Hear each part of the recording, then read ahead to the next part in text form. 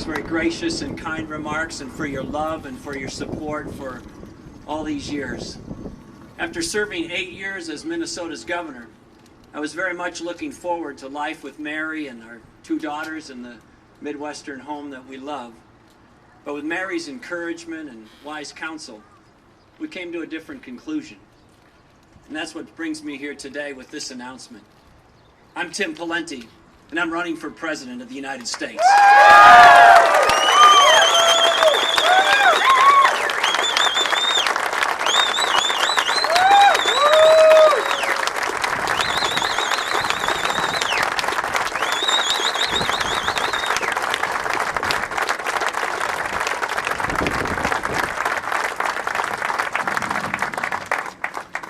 We live in the greatest country the world has ever known. But as we all know, America's in big trouble. And it won't get fixed if we keep going down the same path. If we want a new and better direction, we're going to need a new and better president. President Obama's policies have failed. But more than that, he won't even tell us the truth about what it's really going to take to get out of this mess that we're in. Now, I could stand here and tell you that we can solve America's debt crisis and fix our economy without making any tough choices. Well, we've heard those kinds of empty promises before, and for the last 3 years, and we know where that's gotten us. Fluffy promises of hope and change. They don't buy our groceries, make our mortgage payments, put gas in our car, or pay for our children's school clothes or other needs. So in my campaign, I'm going to take a different approach. I'm going to tell you the truth. And the truth is, Washington, D.C. is broken. Our country's going broke, and the pain of the recent recession will pale in comparison to what's coming if we don't get spending in Washington, D.C. under control. President Obama doesn't have an economic plan.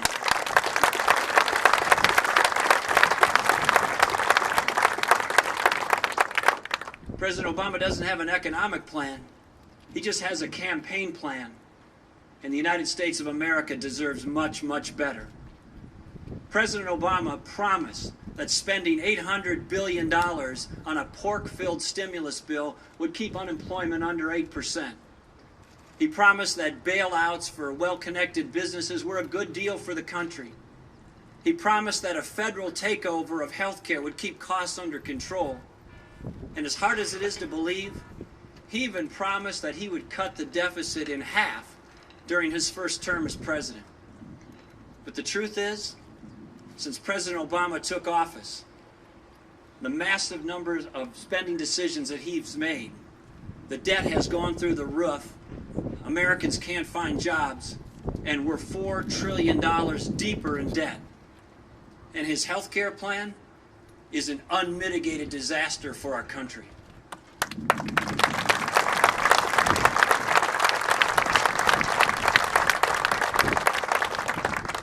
We've tried President Obama's way, and his way has failed. 3 years into his term, we're no longer just running out of money. We're running out of time. It's time for new leadership. It's time for a new approach. And it's time for America's president, and anyone who wants to be president, to look you in the eye and tell you the truth. So here it is. Government money isn't free. You and I either pay for it in taxes or our children pay for it in debt. The reforms we need are not in the billions. They're in the trillions of dollars. And the cuts we need to make, the cuts we must make, can't just be to somebody else's programs. The changes history is calling on America today to make can't be shouldered by people richer than us or poorer than us, but by us too. Politicians are often afraid that if they're too honest, they may lose an election. I'm afraid that in 2012, if we're not honest enough, we may lose our country.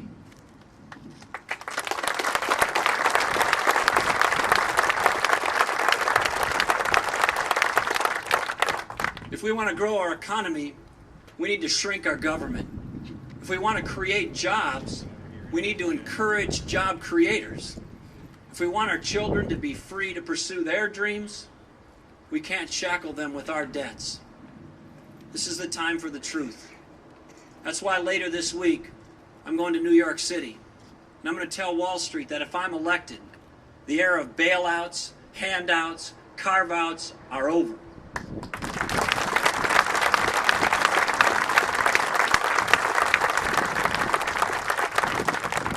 No more subsidies, no more special treatment, no more Fannie and Freddie, no more TARP, and no more too big to fail.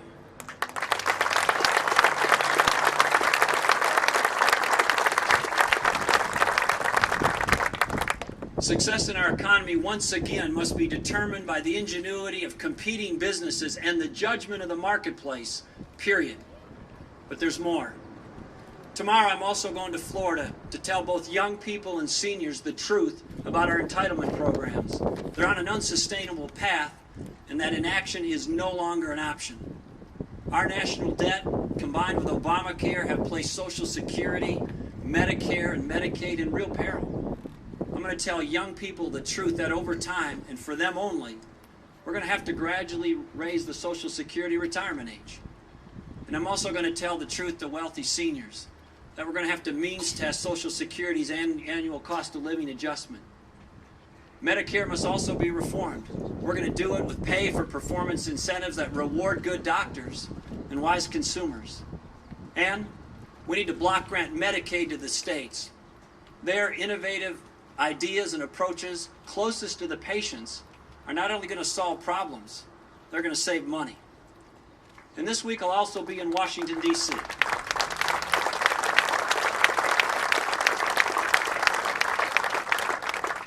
In Washington, D.C., I'm going to remind the federal bureaucrats that government exists to serve its citizens, not its employees.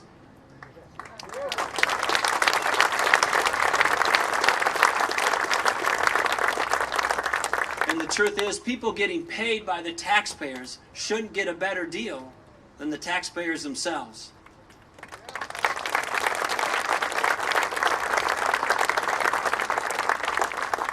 That means freezing federal salaries, transitioning federal employee benefits, and downsizing the federal workforce as it retires. It means paying public employees for results, not just seniority. And it means from the Capitol to the classroom and everywhere in between, we're going to make public employees more accountable and their pay and benefits more in line with the rest of the taxpayers in this country.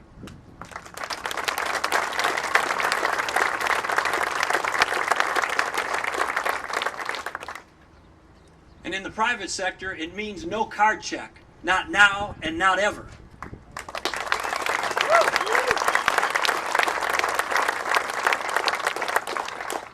And it means no more taxpayer bailouts just because you made big campaign contributions to politicians or just because you made a lot of money and give it away to people who are special interests who are trying to influence our government. We also need to make sure that the National Labor Relations Board understands that never again will an American company be told where they can and can't do business.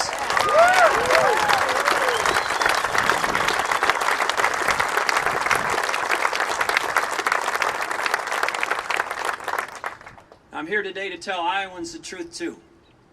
America is facing a crushing debt crisis, the likes of which we've never seen before.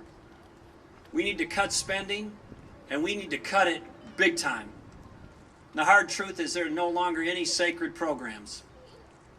The truth about federal energy subsidies, including federal subsidies for ethanol, is that they have to be phased out.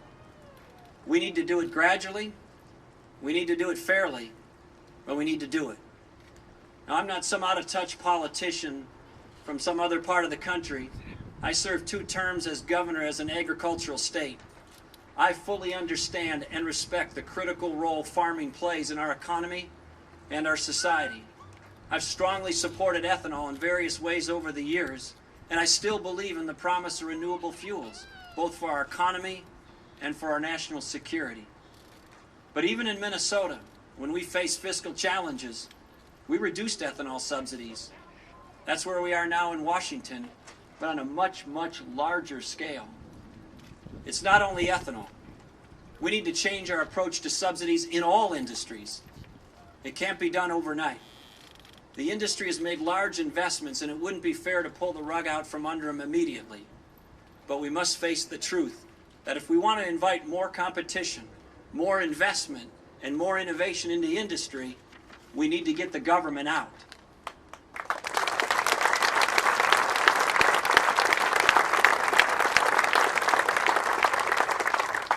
We also need to get the government out of the business of handing out special favors and special deals.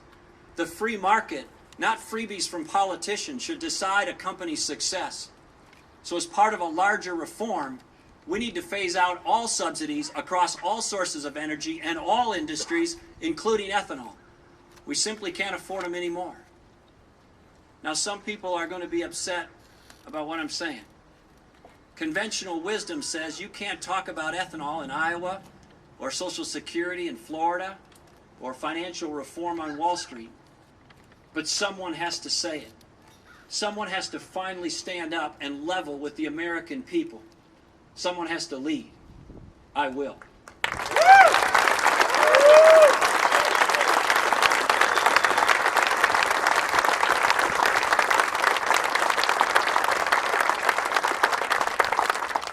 When times get tough, there's a temptation among many people to try to turn Americans against one another.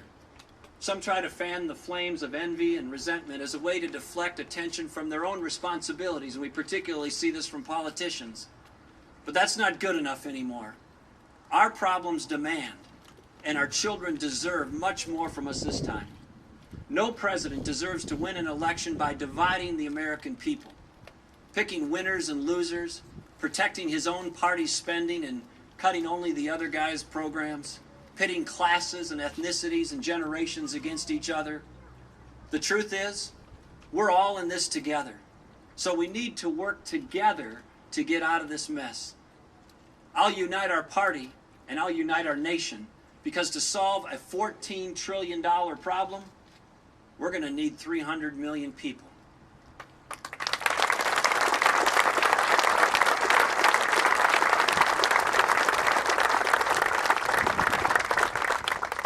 Leadership in a time of crisis isn't about telling people what you think they want to hear. It's about telling the truth. President Barack Obama refuses to do that. He has a simple and cynical plan. Pretend there's no crisis and then attack those of us who are willing to stand up and try to solve it. In Washington, they may call that smart politics. But I'm not from Washington. I grew up in Minnesota.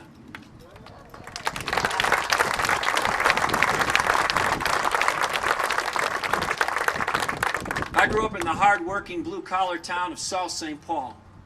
When I was 16 years old, my mom passed away of ovarian cancer. A while later, my dad lost his job for a while.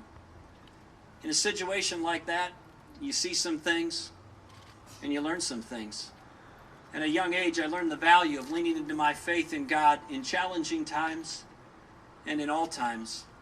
I saw the value of a loving family that rallied around each other in times of crisis. I learned the value of hard work and the responsibility for doing my part. I learned that education was a ticket to opportunity. And I learned the value of a job and a paycheck. I had a chance to work in a grocery store for about 7 years. I was a union member. I was proud to earn some money to help pay for school costs and to help make ends meet. The values I learned are America's values. I know the American dream because I've lived it. I'm running for president to keep that dream alive.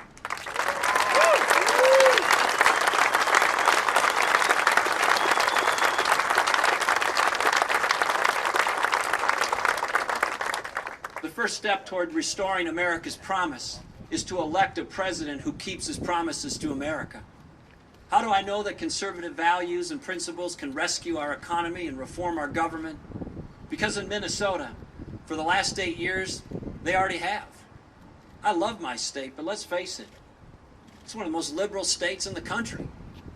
Minnesota's big government legacy presented me with the same types of problems Barack Obama found in the nation's capital. But my approach and my results were very different.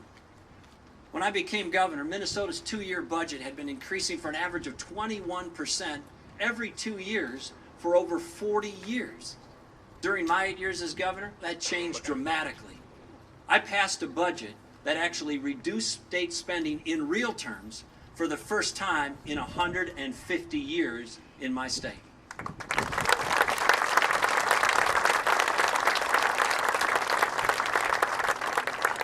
For decades before I got elected, governors tried to get Minnesota out of the top 10 highest states in taxes. That was their goal. I actually did it. Minnesota also faced health care costs that were spiraling out of control. Does that sound familiar?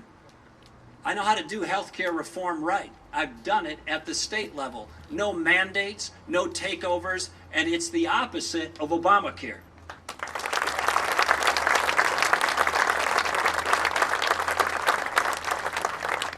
I took on the public employee unions before it was popular to do it. For example, our government bus drivers had benefits similar to those that are breaking budgets in California, Illinois, and all over Europe. I wanted to bring those benefits in line. The union refused and went on strike. It became one of the longest strikes in the history of the country, transit strikes. People picketed my house, the media trashed me, and the buses didn't move. But neither did we. And on the 45th day of the strike, the union came back to the table, and the taxpayers won.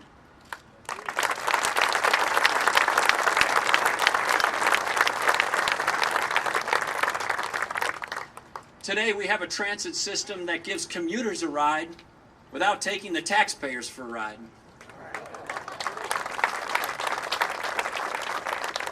I stood up to the teachers' unions and established one of the first statewide systems for performance pay for teachers in the country. And I appointed new conservative justices to the Supreme Court. They understand that judges are supposed to rule according to the law, not the preferences of their party. And you know something about that here in Iowa.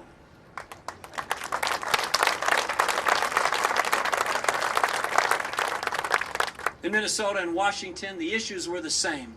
Taxes, spending, health care, unions, and the courts.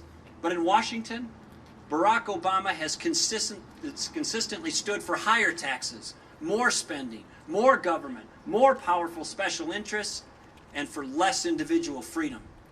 In Minnesota, I cut taxes, cut spending, instituted health care choice and performance pay for teachers, reformed union benefits, and appointed constitutional conservatives to the Supreme Court. That's how you lead a liberal state in a conservative direction.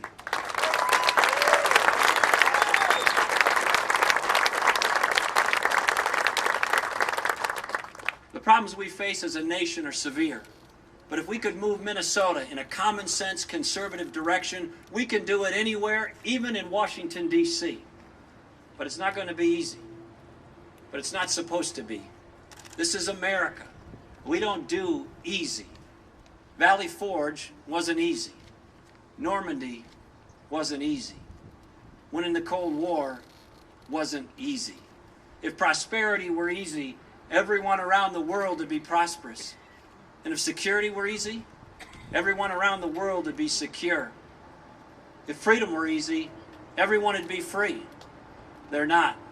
But Americans are, because our founding fathers and generations before us chose to be and insisted, sacrificed, and risked everything so that we could be. That's their legacy. And now it's our challenge. We're up for it. In 2008, President Obama told us he would change America, and he has. In 2012, we'll change America again, and this time, it'll be for the better.